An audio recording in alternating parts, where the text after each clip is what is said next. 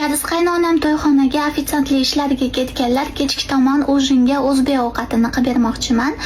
Ya'ni non palov ovqatini, bu ovqatni hech qachon yeb ko'rmaganlar, shuning uchun rosa reaksiyalariga qiziqyapman.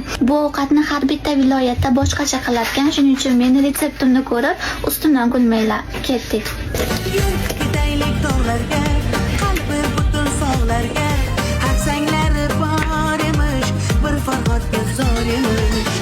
Mehr berib odamga, sig'madigan olamga, kimda ko'ngil bor emish, bu dilga zor emish.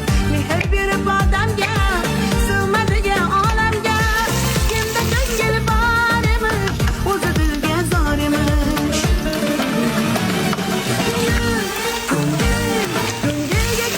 Ko'chalarga ko'chib boqar ekan, ey ko'ngil, gullarga bulbul, bulbullarga gullar yoqar ekan.